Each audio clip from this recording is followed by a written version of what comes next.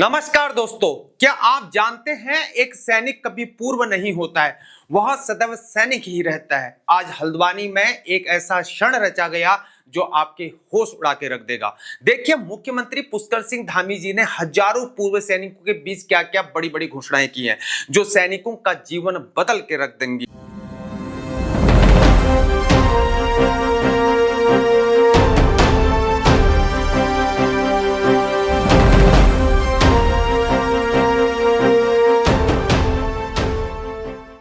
उत्तराखंड की रजत जयंती के इस खास मौके पर हल्द्वानी के एमबी इंटर कॉलेज में एक राज्य स्तरीय सैनिक सम्मेलन का आयोजन किया गया है। नैनीताल सहित कई जिलों से सैनिक, वीर नारियां, वीरांगनाएं और उनके परिवार यहां जमा हुए थे।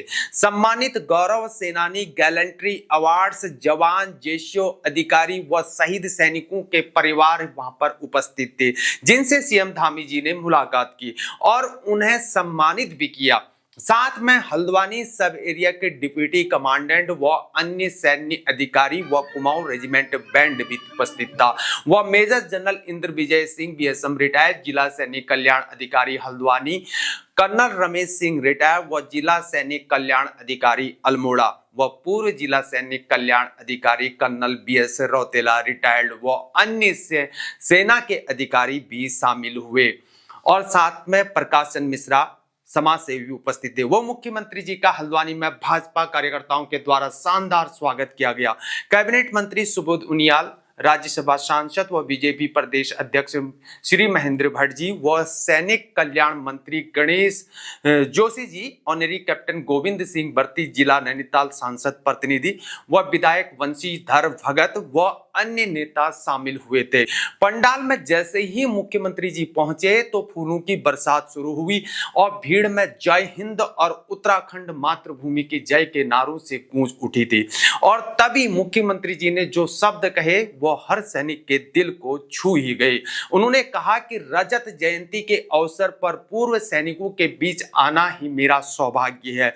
वह आगे बोले कि ऐसा लगता है कि मैं परिवार के बीच आया हूं और बचपन की यादें मन में तैरने लगती है। साल भर में ऐसे कई कार्यक्रम हम करते हैं कि आप लोगों को मिलने का मौका मिले। यह सिर्फ एक राजनेता का बयान नहीं था, क्या यह एक समाज की कृतज्ञता थी? क्या एक इंसान के दिल की सच्ची भावना थी? और क्या कहा उन्होंने, जरा सुनिए।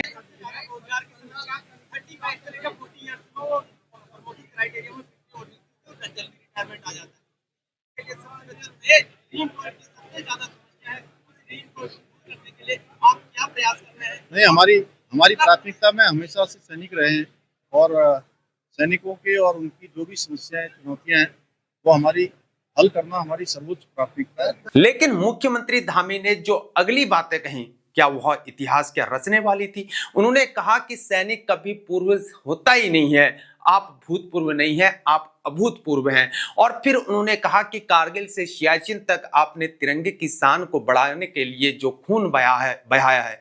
सुनिए, यह सिर्फ शब्द नहीं है, यह एक वादा है, एक संकल्प है, एक राज्य की सैनिकों के प्रति यहाँ पर एक प्रतिबद्धता है। मुख्यमंत्री जी ने कहा कि उत्तराखंड की पहचान आपकी वीरता, साहस और त्याग में ही बसा करती है। आपसे पराक्रम, अनुशासन का हमेशा संदेश मिलता है, आगे बढ़ने का हौसला आपसे ही मिला करता है। और क्या कहा उन्होंने, जरा सुनिए। राज्य का रजतोत्सव है और इस रजतोत्सव पर हम सभी जो हमारे समाज के अनेक आयाम हैं, अनेक हमारे संगठन हैं, अनेक गतिविधियां, उन सभी के बीच में जा रहे हैं, क्योंकि सभी का योगदान अपने अपने स्थानों पर अभूतपूर्व रूप से रहा है। इसमें हमारे सैनिकों का, पूर्व सैनिकों का, वीर नारियों का, माताओं का, सैनिक परिवारों का राज्य के निर्माण में बहुत बड़ा योगदान रहा है। हमारा राज्य देवभूमि के साथ साथ वीर भूमि भी है, जहाँ हर परिवार से एक बेटा देश की सीमाओं के लिए समर्पित होता है। और फिर उन्होंने एक बात कही जो गूंज गई, देवभूमि उत्तराखंड वास्तव में वीरों की भूमि है, जहां की माटी में राष्ट्रभक्ति और बलिदान की भावना रची और बसी हुई है। उत्तराखंड का हर परिवार गर्व से कह सकता है कि हमारे घर से कोई न कोई भारत माता की सेवा में ही समर्पित है। साथ में थे प्रदेश अध्यक्ष महेंद्र भट्ट जी, और उन्होंने भी सैनिकों से कहा कि सरकार पूर्व सैनिकों के उत्थान के लिए प्रतिबद्ध है। जहां सुनिए क्या कहा उन्होंने। आज हम पूर्व सैनिकों के लिए, मैं एक पूर्व सैनिक हूँ, मैं एक वेटरन हूँ, तो हमारे लिए क्या क्या घोषणा। देखिए, पूर्व सैनिकों का इस राज्य के प्रति एक स्नेह है और रजत जयंती वर्ष मनाया जा रहा है। पूर्व सैनिकों का सम्मान हो, पूर्व सैनिक के सुझाव हो, उस भाव के साथ आज पूर्व सैनिकों का एक बड़ा सम्मेलन है। मैं प्रदेश के मुख्यमंत्री का आभारी हूँ कि हर वर्ष साल यहाँ पूर्व सैनिकों के लिए उनके द्वारा अनेकों योजनाओं की घोषणा की जाती है। आज इस सम्मेलन में भी निश्चित रूप से वो बहुत सी बातों का सुझावों के आधार पर निर्णय लेंगे। अध्यक्ष जी, पूर्व सैनिकों के लिए रोजगार के लिए आप और क्या क्या व्यवस्था करने वाले हैं? पूर्व सैनिक सम्मान के साथ जीता है, सम्मान के साथ उसके लिए स्थान तय होते हैं।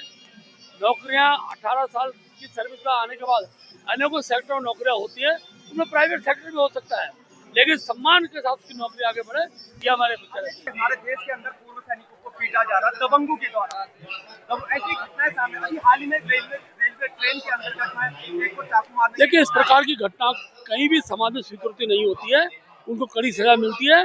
और सैनिक जो देश की चिंता करता है वो हमारे हृदय में वास करता है, उसके प्रति अपमान का प्रश्न कहीं खड़ा ही नहीं हो सकता। अब आते हैं सबसे महत्वपूर्ण पॉइंट पर। मुख्यमंत्री जी ने जो घोषणाएं की हैं कि पहली घोषणा यह है कि राज्य सरकार सैनिक कल्याण विभाग का पुनर्गठन करने जा रही है। क्यों? ताकि हर सैनिक परिवार तक योजनाओं का लाभ आसानी से पहुंच सके। विभाग की कार्यप्रणाली को और अधिक प्रभावी और पारदर्शी बनाया जाएगा, क्योंकि सैनिक परिवार हमारी ही प्राथमिकता है, ऐसा सीएम धामी जी ने कहा है। साथ ही हल्द्वानी, अल्मोड़ा और पौड़ी में नए जिला सैनिक कल्याण कार्यालय और आवासीय भवनों का निर्माण भी किया जाएगा। पूर्व सैनिकों और वीर नारियों को बेहतर सुविधाएं मिलेंगी और नई इमारतें, नई सुविधाएं और नई उम्मीदें भी मिलेंगी। अब सुनिए उनकी दूसरी घोषणा क्या है, और यह बहुत ही अहम है। शहीद सैनिकों की वीर नारियों के लिए आवासीय भवन निर्माण की सहायता राशि पहले यह हुआ करती थी 2 लाख रुपए और अब यह है 5 लाख रुपए, यानी 2.5 गुना सीधे यहाँ पर वृद्धि हुई। क्या यह दिखाता है कि सरकार यहाँ पर कितना गंभीर है? लेकिन जरा रुकिए, सबसे बड़ी घोषणा अभी भी और भी बाकी है। शहीद सैनिकों को दी जाने वाली यहाँ पर एक मुफ्त अनुग्रह राशि पहले हुआ करती थी 10 लाख रुपए, अब हो गई सीधे 50 लाख रुपए। अवार्डी की बात कर रहा हूं, 5 गुना बढ़ोतरी। यह तो यहाँ पर मेरे दोस्तों कमाल ही दिखता है और संदेश है कि हम अपने शहीदों की कीमत को समझा करते हैं, उनके परिवारों को सम्मान देते हैं। लेकिन चलिए एक और घोषणा जो सुनिए, सबसे बेहद यहाँ पर इंपॉर्टेंट है कि हल्द्वानी में सैनिकों के 150 बच्चों के लिए एक मॉडर्न छात्रावास का निर्माण भी किया जाएगा, ऐसा उन्होंने कहा है। 150 बच्चे और वहां पर आधुनिक सुविधाएं, गुणवत्तापूर्ण शिक्षा होगी और सुरक्षित आवास होगा। क्यों? क्योंकि हर सैनिक के बच्चे का सपना है कि वह महत्वपूर्ण है, हर बच्चा राष्ट्र का ही भविष्य है और सैनिकों के बच्चों का भविष्य देश की सबसे बड़ी यहां पर एक रिस्पॉन्सिबिलिटी है। यह छात्रावास देश के लिए एक नई संभावनाओं को लाएगा, एक नई पीढ़ी तैयार होगी जो अपने माता पिता की विरासत को ये आगे लेकर जाएगा। और मुख्यमंत्री जी ने एक और महत्वपूर्ण यहाँ पर बात कही है, उन्होंने कहा है कि देश में राष्ट्र विरोधी सोच का कोई भी स्थान नहीं है और होना भी नहीं चाहिए। और फिर उन्होंने ये कहा कि भारत की मजबूती के बारे में उन्होंने बात की है। आज की भारत आत्मनिर्भर बनना है, हर जरूरी उपकरण देश में ही बनाए जा रहे हैं इंडिजिनियस टेक्नोलॉजी के साथ। ऑपरेशन सिंदूर में स्वदेशी ब्रह्मोस और आकाश मिसाइलों की सफलता, और यह दिखाता है कि भारत यहां पर कितना ताकतवर है, ये उन्होंने भी कहा है। और यह ताकत कहां से आती है? हमारे सैनिकों के बलिदान की भावनाओं से आती है, उनकी शक्ति से आती है। सैनिक कल्याण मंत्री गणेश जोशी ने यह कहा है कि वीर नारियों का सम्मान पूरे राज्य के लिए गौरव का क्षण है और यह सच है कि जब हम सैनिकों का सम्मान करते हैं तो हम असल में उन महिलाओं का सम्मान कर रहे होते हैं जिन्होंने अपने पतियों, पिताओं, पुत्रों को देश को समर्पित कर दिया है। वीर नारियों को सम्मानित किया गया है, उनके बलिदान को नमन किया गया है, क्योंकि उनके बिना सैनिकता अधूरी है। और मुख्यमंत्री जी ने एक और यहाँ पर बहुत महत्वपूर्ण इंपॉर्टेंट संदेश दिया है कि उन्होंने कहा है कि राज्य सरकार सैनिकों एवं उनके परिवारों के कल्याण के लिए यहाँ पर निरंतर कार्यरत है। और सुनिए, यह सिर्फ कहना नहीं है, करना भी है। क्या उनके नेतृत्व में राज्य सरकार द्वारा सैनिकों के हित में कई अभूतपूर्व निर्णय लिए गए हैं। और अभी तो बस यहाँ पर शुरुआत है कि जिला सैनिक कल्याण कार्यालयों का पुनर्निर्माण चल रहा है, ऐसा उन्होंने कहा है। आवासीय भवन बन रहे हैं, ये भी उन्होंने कहा है। छात्रावास का निर्माण होने वाला है, ये भी कहा है। यह सब कुछ प्रदेश के हजारों सैन्य परिवारों को सीधा लाभ देगा अगर ऐसा होता है। आइए जानते हैं कि इस सम्मेलन में और क्या क्या हुआ है। सैनिक कल्याण मंत्री श्री गणेश जोशी जी ने भी पूर्व सैनिकों को कहा कि मैं एक मंत्री के रूप में नहीं बल्कि एक सैनिक के रूप में हमेशा मिला करता हूं। और क्या कहा उन्होंने, जरा उनके शब्दों में सुनिए। ये देखिए, हमारे लिए गौरव की बात है कि आज हमारे राज्य को 25 साल हो गए। हमारा आज 25 साल का हस्तुल जवान हो गया है। और क्योंकि ये एक सैनिक बहुल प्रदेश है, 1 तारीख को इगास से हमने कार्यक्रम शुरू किए थे। आज हल्द्वानी में सैनिक सम्मान समारोह हमने रखा है, जिसमें यहाँ की वीर माताओं, उन वीरांगनाओं को हम सम्मानित करेंगे जिनका सुहाग देश के लिए गया, जिनकी कोख उजड़ी। और सैनिक का सम्मान हर देशवासी का कर्तव्य है, क्योंकि हम इस जश्न को इस रूप में यहाँ पर मना रहे हैं। सैनिकों की कब से डिमांड रही कि मिलिट्री सर्विस पे 5200 रुपए जवानों को मिल रहा है। You are also veteran, I am also veteran. तो जवानों को 5200, एमएनएस को 10,500, ऑफिसर्स को 15,500। जवानों की कब से डिमांड रही कि रिस्क अलाउंस को इक्वल किया जाए। इस पर आप क्या विचार रखते हैं? देखिए, हमने लगातार जो प्रदेश स्तर तक सुविधा हो सकती है, हमने परमवीर चक्र विजेता की जो सम्मान राशि है उसको हमने 1.5 करोड़ रुपए कर दिया है। हमने शहीद होने वाले जवान को 10 लाख मिलते थे, हमने उसको जो है 50 लाख कर दिया है। हमने कहा कि जो जवान देश की सीमा पर शहीद होगा उसके परिवार को एक व्यक्ति तो नौकरी सरकार देगी। हमने उसमें अभी तक 28 लोगों को नौकरी दी है।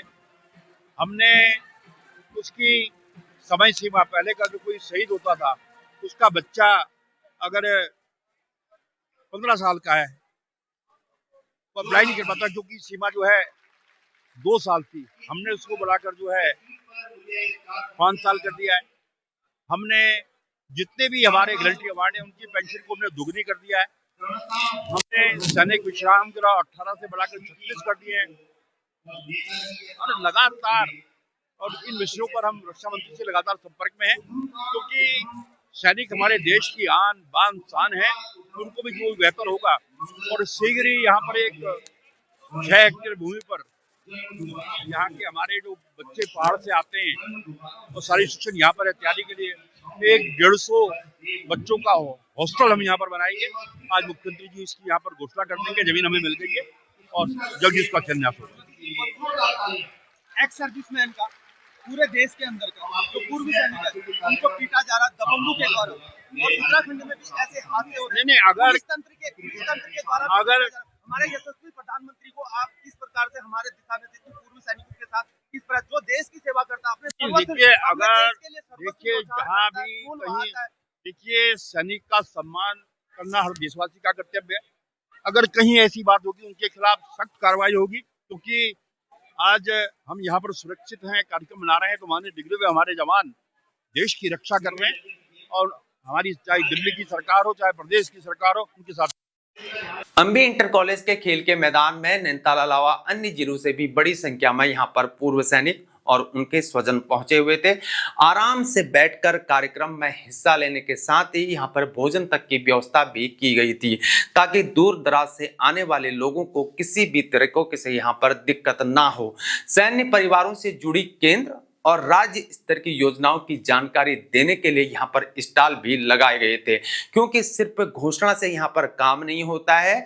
लोगों को पता होना चाहिए कि आखिर ये योजनाएं क्या हैं और कैसे लें ये लाभ को, किन दस्तावेजों की यहाँ पर जरूरत है। Mayor Gajraj Bisht, DM Lalit Mohan Dayal, city magistrate Gopal Chauhan, नगर आयुक्त पारितोष वर्मा और भाजपा के जिला अध्यक्ष प्रताप बिष्ट अन्य यहाँ पर मौजूद थे। यानी यह सिर्फ एक कार्यक्रम यहाँ पर नहीं था, क्या यह एक संकल्प था, एक प्रणाली का क्या यह एक हिस्सा था? अब यहाँ पर सवाल यह है कि क्यों सब कुछ यह हो रहा है, क्यों इतनी बड़ी घोषणाएं हो रही हैं, क्यों 50 लाख का अनुग्रह और क्यों 150 बच्चों का यहाँ पर छात्रावास? जवाब बिल्कुल मेरे दोस्तों साफ है। क्या सरकार ने समझा है कि सैनिक कल्याण मात्र एक विभाग नहीं है, यह एक रिस्पॉन्सिबिलिटी है, एक यहाँ पर ड्यूटी है। हर सैनिक के पीछे ही एक परिवार है और हर परिवार में माता पिता हैं, पत्नी है, बच्चे हैं। वे सबको छोड़कर अपने बेटे, अपने पति को, देश को समर्पित करते हैं। ऐसे परिवारों को ख्याल रखना ही यह न्याय है, न कि यहाँ पर दया है। क्या अब राज्य सरकार ने इसी न्याय को यहाँ पर मूर्त रूप दे दिया है? देखिए, सैनिकों का जीवन यहाँ पर अनुशासन, समर्पण और बलिदान की एक जीती जागती मिसाल है मेरे दोस्तों। और हर सुबह जब एक सैनिक अपने घर से निकलता है तो वह यह नहीं जानता है कि शाम को वो घर लौटेगा या नहीं, लेकिन फिर भी वह निकलता है, क्योंकि उसे उसके आगे हमेशा देश है, माता पिता हैं, भाई बहन है, एक पूरी आबादी है जो वहां पर सुरक्षित रहे। और इसी के लिए, और जब एक सैनिक सेवा से सेवानिवृत्त होता है तो क्या वह पूर्व हो जाता है? कभी नहीं, वह हमेशा एक सैनिक ही रहता है, मानसिकता में, व्यवहार में और अनुशासन में भी। क्या अब उत्तराखंड की सरकार ने इसी भावना को क्या समझ लिया है? क्या इसलिए ये घोषणाएं की जा रही हैं? क्या यह है असली राजनीति है? क्या यह असली देशभक्ति है? यह एक समाज की उस तबके के प्रति कृतज्ञता जो सब कुछ न्यौछावर कर देता है। अगर आप भी मानते हैं मेरे दोस्तों कि हमारे सैनिकों का सम्मान करना चाहिए तो इस वीडियो को लाइक करें और अपने परिवारों के साथ, अपने दोस्तों के साथ इसे शेयर करें। और हाँ, हमारे चैनल को सब्सक्राइब करना ना भूलें, ताकि ऐसी महत्वपूर्ण खबरें, ऐसे प्रेरणादायक क्षण आपको सबसे पहले मिला करे। और उत्तराखंड की यह रजत जयंती है, लेकिन असल जयंती तो है हमारे उन शहीदों की जिन्होंने इस देश को बचाया है, उन पूर्व सैनिकों की जिन्होंने अपनी जवानी देश को दे दी है। हर सैनिक को सलाम और हर सैनिक की पत्नी को भी सलाम, हर सैनिक के बच्चे को सलाम। जय हिंद, उत्तराखंड मातृभूमि की जय।